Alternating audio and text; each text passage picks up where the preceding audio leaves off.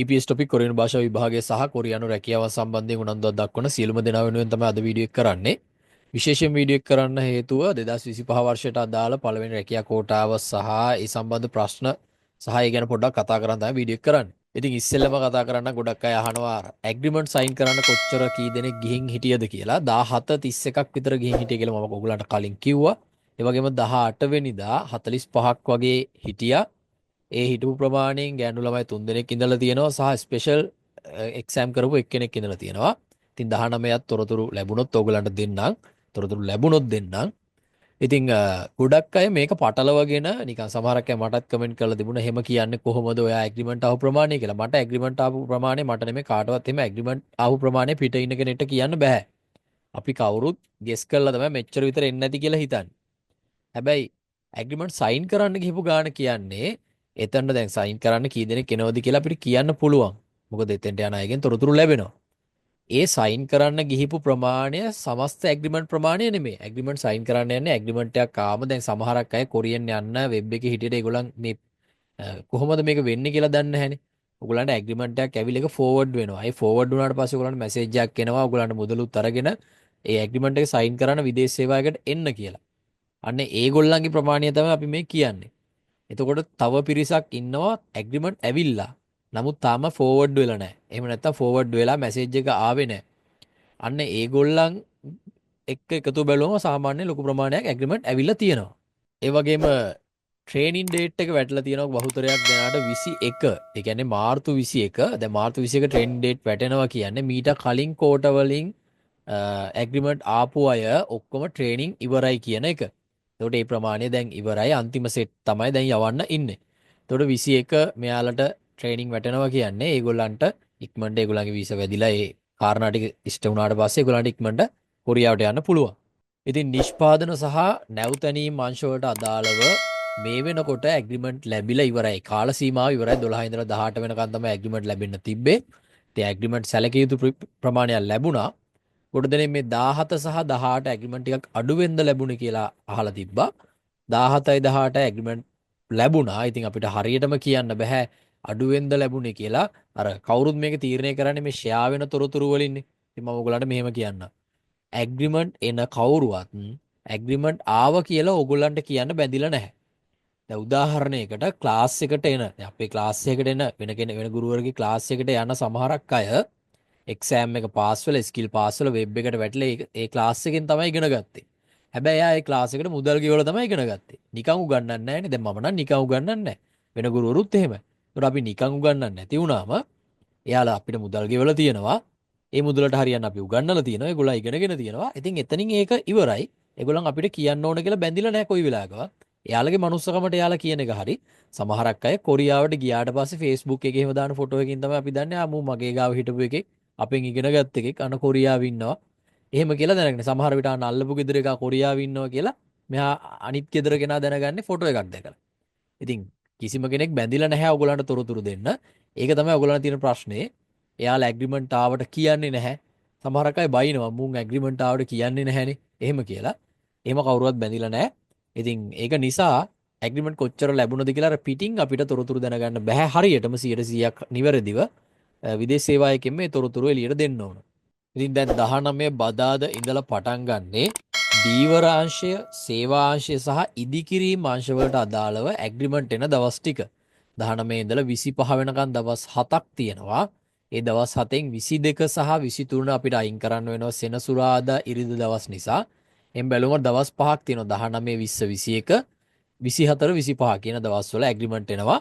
ඉතින් මේ පාර අපි හැමෝම ඒ කියන්නේ කොරියන් සම්බන්ධයෙන් කොරියාවට යෑම සම්බන්ධයෙන් සහ කොරියානු එක්සෑම් සම්බන්ධයෙන් උනන්දුවක් තියෙන සියලුම දෙනාම බලාගෙන ඉන්න කාණ්ඩයක් තියෙන එක තමයි සේවාංශය. සේවාංශයට ඇග්‍රීමන්ට් ලැබෙයිද? මොකද සේවාංශයට ගොඩක් අය ලොකු උනන්දුවක් තිබුණා. කට් ඔෆ් එකත් අඩු වුණා එකේ. ඒ වගේම දැන් ඉදිකිරීම වලනුත් ඉන්නවා යම්කිසි පිරිසක් වෙබ් එකේ. ඉතින් මෙන්න මේ අංශ දෙකට කොහොමද දීවරාංශයට කොහොමද ඇග්‍රීමන්ට් එනවනේ ඒක එදා ඉඳලා එන එකක්නේ. සේවාංශයට සහ ඉදිකිරීම් අංශයට කොහොමද ඇග්‍රීමන්ට් ලැබෙන්නේ? විශේෂයෙන්ම මේ අලුතෙන් එකතු වෙච්ච සේවාංශයට ඇග්‍රීමන්ට් ලැබෙන්නේ කොහොමද කියලා අපි කවුරුත් බලාගෙන ඉන්නවා. ඒ වගේම බලාපොරොත්තු වෙනවා සේවාංශයට සහ ඉදිකිරීම් අංශයට ටිකක් වැඩි ඇග්‍රීමන්ට් ප්‍රමාණයක් මේ පාර ලැබෙයි කියලා. ඉතින් ඔය අතර පොඩි ප්‍රශ්න ටිකක් තිබුණා මේ ඇග්‍රීමන්ට් සම්බන්ධයෙන් ගොඩක් අය අහපු එකක් තමයි ගෑනු ළමයට ඇග්‍රීමන්ට් ආවද කියලා. ඔව් ආවා. ආපු නිසා තමයි 18 ඔව් 17 නෙවෙයි 18 ගෑනු ළමයි 3 දෙනෙක් අස්සම් කරන්න ගිහින් තිබ්බේ සහ තවත් ගෑනු ළමයට ඇවිල්ලා ඇති සහ ඇවිල්ලා තියෙනවා. ඒගොල්ලන් ඉස්සරහට ඇග්‍රීමන්ට් සයින් කරලා කොරියාවට යද්දි දැන් ඊළඟ ටීම් කොරියාවට යද්දි ඔයගොල්ලන්ට බලා ගන්න පුළුවන් කොච්චර ගෑනු ළමයට ඇග්‍රීමන්ට් ඇවිල්ලාද කියලා. ඊට පස්සේ ස්පෙෂල් කරපු අයට ඇග්‍රීමන්ට් ඇවිල්ලාද කියලා අහලා තිබුණා. ඔව් ඇවිල්ලා තියෙනවා. ඉතින් ස්පෙෂල් කරපු ලොකු පිරිසක් වෙබ් එකේ නැහැ. සාමාන්‍ය පිරිසක් ඉන්නේ. ඒකෙන් කීප දෙනෙක්ට ඇග්‍රීමන්ට් ඇවිල්ලා තියෙනවා.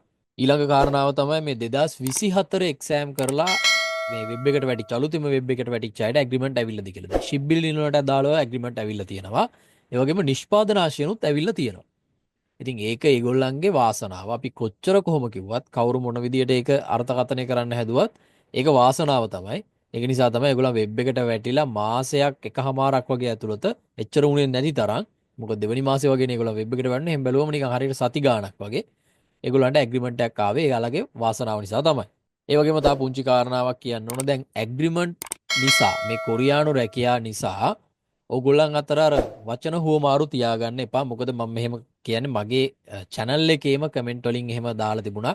කවුරු හරි කියලා තිබ්බ හැමෝටම ඇග්‍රීමන්ට් ලැබෙන්න ඕන කියලා. නමුත් ඒක වැරදියට තේරුම් අරන් කුහක වෙන්න එපා. ඔය විදියට සමහරක් අය මැසේජ් කරනවා, කමෙන්ට් කරනවා. ඉතින් අපි නිකන් මොකටද එහෙම ලේපුච්ච ගන්නේ? මේ ඇග්‍රීමන්ට් නේන එක. එහෙම නැත්නම් එවන නැති එක තීරණය කරන්නේ සජන්නිම්ලා. යාලට සේවකයන් බඳව ගන්න ඕන නම් ඒගොල්ලන් ඇග්‍රීමන්ට් එවනවා. ඒගොල්ලන්ට අදාළ නැහැ. ඔයා 2022 ද එක්සෑම් කරේ 23 ද 24 ද 25 ද ඒක ඒගොල්ලන්ට අදාළ නැහැ. ඒ වගේම ඔයාගේ වෙබ් එක අවුරුද්දකින් තව ඉවර වෙනවද මාසෙකින් ඉවර වෙනවද දවසකින් ඉවර වෙනවද ඒක යාට අදාළත් නැහැ. දැන් උදාහරණයකට හිතන්නකෝ මම තමයි සජන්නේ. මට ඕන මගේ ගාව වැඩ කරන්න හොඳ ගෝලයෝ. එතකොට මට අදාළ නැහැ. මොකද මම සල්ලි ගෙවලානේ ගන්නෙ. මම සල්ලි ගෙවලා තමයි ගන්නෙ. ඒ වගේම අරගන්නේ නිකන් පිනට වැඩ ගන්න නෙමෙයි පඩි ගෙවලා වැඩ ගන්න. එතකොට මට අදාළ නැහැ ඔයාගේ தත්ත්වය ඔයා දුප්පත්ද පෝසත්ද ඔයා කාලද බීලද ඒව මට අදාළ නැහැ. ඔයා වෙබ් එකෙන් අයින් වෙන්නේ කවද්ද ඔයා එක්සෑම් කරේ කවද්ද ඒක මට අදාළ නැහැ. මම බලන්නේ හරි මගේ ජොබ් එක කරන්න මෙයාගේ උස ගැලපෙනවද මහත ගැලපෙනවද ඒ කියන්නේ එක එක ජොබ් වලට එක එක විදියන්නේ. එහෙම නැත්නම් මට ඕන කොල්ලෙක්ද කෙල්ලෙක්ද මට ඕන තරුණ කෙනෙක්ද මැදි වයසේ කෙනෙක්ද වයස අවුරුදු ඒ කියන්නේ අන්තිමට කිට්ටු වෙච්ච 39 40ට කිට්ටු වෙච්ච කෙනෙක්ද ඔන්න ඕව තමයි සජන්නිම්ලා බලන්නේ. එහෙම නැතුව සජන්නිම් කෙනෙක් බලන්නේ නැහැ මේ එයා වෙබ් එකෙන් අයින් වෙන දවස් එහෙම. ඒ නිසා මේ ඔයාලා ලංකාවේ අපි කොයි වෙලාවත් නිකන් ගැටුම් ඇති කරගන්න එපා. ඔය කොරියානු ජාතිකයන්වත් කවුරුවත් නැහැ. අපිට හැමතිස්සෙම ඉන්නේ මේ අපිමයි. ඒ නිසා E9 ක්‍රමයෙන් කොරියාවට යන්න බලාපොරොත්තු වෙන අපි සියලුම දෙනා ඔයාලා හැමෝම ගුරුවරුත් ඇතුළුව මේ සබ්ජෙක්ට් එකේ ඉන්න සියලුම දෙනා සහයෝගයෙන් වැඩ කරන්න ඕන. එහෙම නැති වුණොත් නිකන් අපි ලංකාවේ මේ නමක් තියාගෙන ඉන්න අපි මේක ඇතුලේ සත්තු වෙනවා කියලා මගේ අදහස. ඉතින් ඊළඟට මේ 2023 රීමෙඩිකල් කරන අය අහලා තිබ්බ රීමෙඩිකල් කරාම ගොඩාක් කල් ගිහින් තියෙනවා 2023 පළවෙනි සෙට් එක ටිකක් වැඩිපුර පරක් වෙලා තිබුණා වෙබ් එකට වැටෙන්න. ඒ වගේම 2023 පළවෙනි සෙට් එකට ඇග්‍රීමන්ට් ලැබෙන්නේ නැහැ කියලා ගොඩ දෙනෙක් කියනවා කමෙන්ට් කරලා තිබුණා ගොඩ අය. ඒ කියන්නේ යාලට ඇග්‍රීමන්ට් ආවේ නැහැ කාටවත් ආවේ නැහැ කියලාදී කාටවත් ආවේ නැහැ කියන එක ඕගොල්ලන්ට එහෙම හරියටම කියන්න බෑ. 23 පළවෙනි සෙට් එකට ඇග්‍රීමන්ට් ඇවිල්ලා ඇති අනිවාර්යෙන්ම. ඒ වගේ 23 පළවෙනි සෙට් එක මට මතක විදියට කෙනෙක් මැසේජ් එකක් දාලා තිබුණා ඇග්‍රීමන්ට් ආවා කියලා පළවෙනි සෙට් එක වගේ මතක ඒක හරියටම කන්ෆර්ම් කරන්න බෑ. ඉතින් 23 දෙවෙනි සෙට් එකට දැන් තියෙන ප්‍රශ්නේ මේ 23 පළවෙනි සෙට් එකට වෙච්ච වැඩේ යාලටත් වෙයිද වෙබ් එකට වැඩෙන පරක්කු වෙයිද ඒතර කෝට දෙකක් විතර මගේ ඇරෙයිද කියලා. සාමාන්‍යයෙන් නම් එහෙම වෙන්නේ නැහැ. බොහෝ දුරට මැයි මාසේ කෝට එක ගැන නම් වැඩි බලාපොරොත්තු තියාගන්න එපා යාලා. මොකද දැන් මේ මාර්තු මාසේනේ. දැන් ඕගොල්ලන් මෙඩිකල් ඩේට් ඒවි. මෙඩිකල් ඩේට් ආව මෙඩිකල් එක කරලා ඒක ආයේ සෙන්ඩ් වුණාට පස්සේ සාමාන්‍යයෙන් ආයෙත් නැවත වෙබ් එකට වැටෙන්න ආසන්න වශයෙන් මාස දෙකමාරක් විතර ගත වෙනවා. එතකොට මේ මාස දෙකමාර ඇතුළත මැයි මාසෙත් යන නිසා මැයි මාසයේ ලැබෙන්න තියෙන කෝට එක ගැන ඔයගොල්ලන් වැඩි බලාපොරොත්තු තියාගන්න එපා 2023 දෙවෙනි සෙට් එක. ඊට පස්සේ එන කෝට එක මම හිතන්නේ අපිට එන්නේ ආයෙත් අගෝස්තු මාසේ. ඒක අනිවාර්යයෙන්ම ඔයගොල්ලන්ට ලැබෙයි. ඒකෙදි ඔයගොල්ලන්ට අනිවාර්යයෙන්ම ඇග්‍රීමන්ට් එකක් එයි. ඒ වෙනුවෙන් බලාපොරොත්තු තියාගන්න. ඉතින් කොයි වෙලාවවත් අර බලාපොරොත්තු කඩ කරගන්න එපා. ඔයගොල්ලෝ හැමතිස්සෙම විශ්වාසයෙන් ඉන්න. කොයිම මොහොතක හරි අපිට අනිවාර්යයෙන්ම ඇග්‍රීමන්ට් එකක් එනවා කියන විශ්වාසය තියාගෙන වැඩ කරන්න. මේකෙ මෙල්ලිලා ඉන්න නැතුව ඔයගොල්ලන්ගේ සාමාන්‍ය දිනදා වැඩ ටික කරගෙන ඇග්‍රීමන්ට් එකක් ආවොත් කොරියාවට යන්න ඕන මොහොතක යන්න සූදානම් පිට ඉන්න. ඉතින් ගොඩ දෙනෙක් තව මේ 2022 අය ගැන අහලා තිබුණා.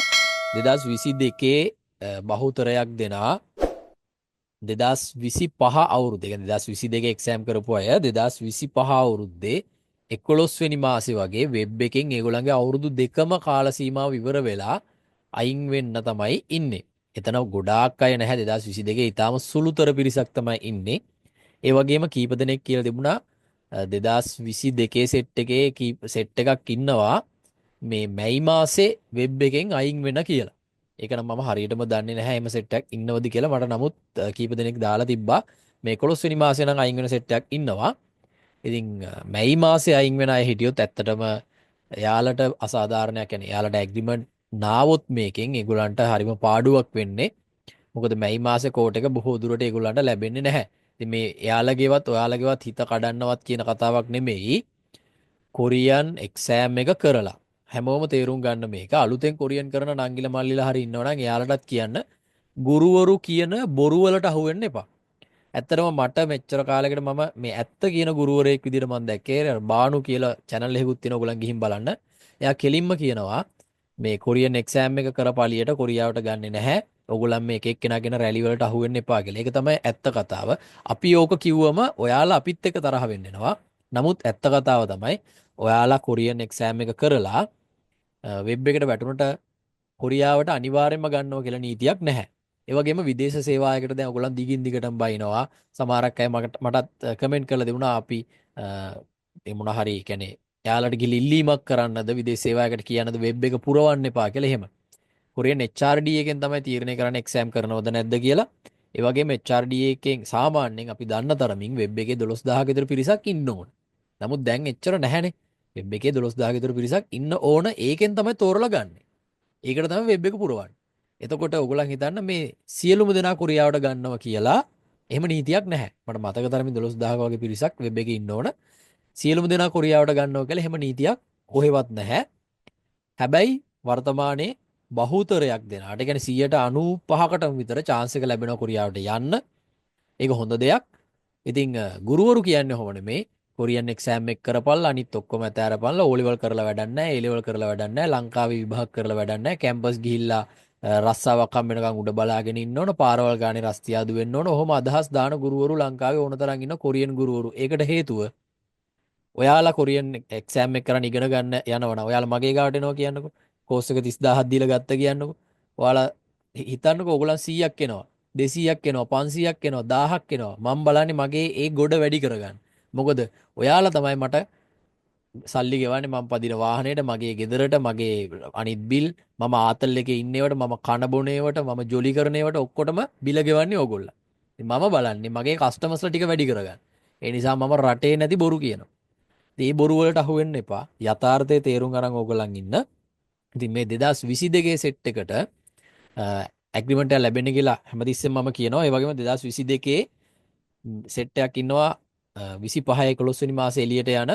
ඉතින් ඇත්තටම මගේ නම් ප්‍රාර්ථනාව අනිත් අය හැමෝටම කලින් ඊළඟට එන කෝට වලින් මෙන්න මේ 22 සියලුම දෙනාට ඇග්‍රීමන්ට් ලැබෙනවා නම් හොඳයි.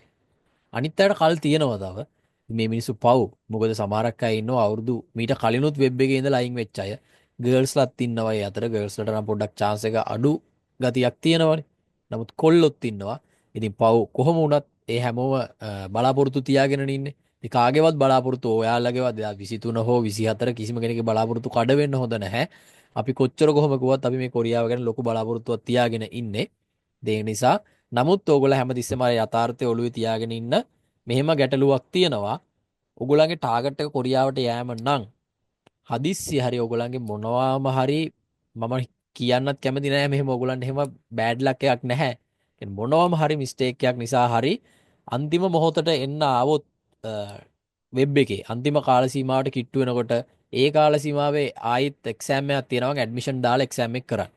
එක්සෑම් එක කරන්න අනිවාර්යයෙන්ම ෂුවර් එක කියන්නේ අන්තිම කාලේ නම් ඉන්නේ එක්සෑම් එක කරන්න. මොකද ඊට පස්සේ ඔයගොල්ලන් ආයෙ වෙබ් එකට වැටලා ඔයගොල්ලන්ට ආයෙත් බලාපොරොත්තු තියාගෙන ඉන්න පුළුවන්. ඒ වගේ මේකෙන් ඔයගොල්ලන්ට ඇග්‍රීමන්ට් එකක් ලැබෙන්නත් පුළුවන්. ඉතින් ඔය ඕගොල්ලන් මගෙන් අහපු නිතරම අහන ප්‍රශ්න ඔයිට අමතරව තියෙනවා ගොඩ දෙනෙක් අහලා තිබුණා ට්‍රේනින් එකට අරන් යන බඩු ගැන. මම මීට කලින් වීඩියෝ එකක් දාලා තියෙනවා. අනිවාර්යෙන්ම මම ට්‍රේනින් එකට අරන් යන බඩු ටික ගැන වීඩියෝ එකක් දෙන්නම්. ඒ වගේම ඇග්‍රීමන්ට් සයින් කරන්න යද්දී කොහොමද ඇඳගෙන යන්න ඕන කියලා අහලා තිබුණා. ටිකක් නෝමල් කියන්නේ නෝමල් කැෂුවල් යන්න පුළුවන් කිසිම ප්‍රශ්නයක් නැහැ ඒකට. තමාරක් අහලා තිබුණා මේ සුදු ෂර්ට් එක කලිසම ඇඳගෙන එහෙම පිළිවෙලට යන්න ඕනද කියලා. ඉතින් එහෙම ගියත් ප්‍රශ්නයක් නැහැ. නමුත් නෝමලි යන්න පුළුවන්. එහෙම ඩ්‍රෙස් කෝඩ් එකක් ඒකේ කියලා නැහැ. ඊළඟට මුදල් ගැන අහලා තිබුණා. මම මීට කලිනුත් මුදල් ප්‍රමාණය ගැන කිව්වා. අනිවාර්යයෙන්ම ඇග්‍රීමන්ට් එකක් ආවම ඔයගොල්ලන්ට මුලින් ලියාපදිංචි ගාස්තු, වීසා ගාස්තු, බඳවා ගැනීමේ ගාස්තු, ට්‍රේනින් එකට යන ගාස්තු මේ ටිකත් එක්ක 1,43,000ක වගේ ප්‍රමාණයක් යනවා. ඒක ආසන වශයෙන් අපි හිතමුකෝ අනිත් වියදම් එක්ක, ඒ කියන්නේ වාහන යන බස් ගාස්තු ඒවත් එක්කම 1.50ක විතර මුදලක් යනවා. ඉතින් මේ 1,50,000ක විතර මුදලක් ඔයගලන්ට රෙඩි කරගෙන තියාගන්න ඇග්‍රීමන්ට් ආපු අය, ඒ වගේම ඇග්‍රීමන්ට් එක බලාපොරොත්තුෙන් ඉන්න අයත් දැන් මේ 19 ඉඳලා 25 වෙනකන් ඇග්‍රීමන්ට් එනවනේ. එයාලත් මේ මුදල ඔයගලන්ට ඇග්‍රීමන්ට් එකක් ආවොත් ටක් ගාලා අස්සම් කරන්න අවශ්‍ය වුණොත් ඒ මුදල හොයාගෙන තියාගන්න. ඊළඟ කාරණේ තමයි ඩොකියුමන්ට් ගැන ආයෙත් අහලා තිබුණා. પાස්පෝර්ට් කොපි ටික අවශ්‍යයි. ඒ වගේම પાස්පෝර්ට් කොපි 6ක්, ID කොපි 4ක් අවශ්‍යයි. ඊළඟට මෙඩිකල් රීමෙඩිකල් නෙමෙයි, ඇග්‍රීමන්ට් ඇවිල්ලා ආයි මෙඩිකල් යද්දී ඔයගලන්ට ෆොටෝස් අවශ්‍යයි. ඉතින් ෆොටෝස් 3ක් වගේ ඉල්ලනවා. වැඩිපුර ෆොටෝ 2-3ක් තියාගන්න. ඒ වගේම මේ හැම දෙයකින්ම પાස්පෝර්ට් කොපි, ID කොපි මේ හැම දෙයකින්ම වැඩිපුර කොපි 2-3ක් තියාගන්න. මොකද අපි හිතමුකෝ විදේශ සේවාවක් ගාව කියලා ඔයගලන්ට කොපි එකක් මදි වෙලා කොපියක් ගහන්න එළියට බැස්සෙන් පස්සේ ඒක හරි වදයක් වෙනවා. අර පැත්තට යන්න මේ පැත්තට යන්න ෆොටෝ කොපි ගහන තැන් හොයන්න, ඒවට සල්ලි ගෙවන්න, ළඟ කොපි තියෙනවා ටක් ගාලා තව කොපියක් ඕනේ කිව්වොත් දෙන්න පුළුවන්. ඒ වගේම මෙඩිකල් එකට ඕගොල්ලන්ට රුපියල් 15,000ක මුදලක් යනවා. ගෑල් ළමයට නම් 16,000ක් වගේ යනවා. පොලිස් රිපෝට් එක දාන්න රුපියල් 5,000ක විතර මුදලක් යනවා. ඇග්‍රීමන්ට් ආපු අය විදේශ සේවයකින් කිව්ව ගමන්ම පොලිස් රිපෝට් එක දාන්න. ඉතින් ඔන්න ඔය කාරණා ටික තමයි ඔයගොල්ලන්ට කියන්න තියෙන්නේ. 19 ඉඳලා 25 වෙනකන් ඇග්‍රීමන්ට් බලාපොරොත්තුෙන් ඉන්න ඔයාලා හැම දිනාටම ඇග්‍රීමන්ට් එකක් ලැබිලා ඉක්මනට කොරියාවට යන්න ලැබෙන්න කියලා ප්‍රාර්ථනා කරනවා. ඒ වගේම දැනට ඇග්‍රීමන්ට් එකක් ඇවිල්ලා ෆෝවර්ඩ් වෙලා ෆෝවර්ඩ් නොවි මේ ඇග්‍රීමන්ට් එකේ ඉතුරු කටයුතු වෙනුවෙන් බලාගෙන ඉන්න ඕගොල්ලෝ හැමෝගෙම මේ වැඩ ඉක්මනට සිද්ධ වෙලා ඉක්මනට කොරියාවට යන්න chance එක ලැබෙන්න කියලා ප්‍රාර්ථනා කරනවා. සහ වෙබ් එකේ ඉන්න ඕගොල්ලෝ හැමෝටම ළඟ ළඟ එන කෝට වලින් ඉක්මනට ඇග්‍රීමන්ට් එකක් ලැබිලා ඔයගොල්ලන්ගේ හීනට යන්න chance එක ලැබෙන්න කියලා ප්‍රාර්ථනා කරනවා. එහෙනම් හැමෝටම ජය වේවා.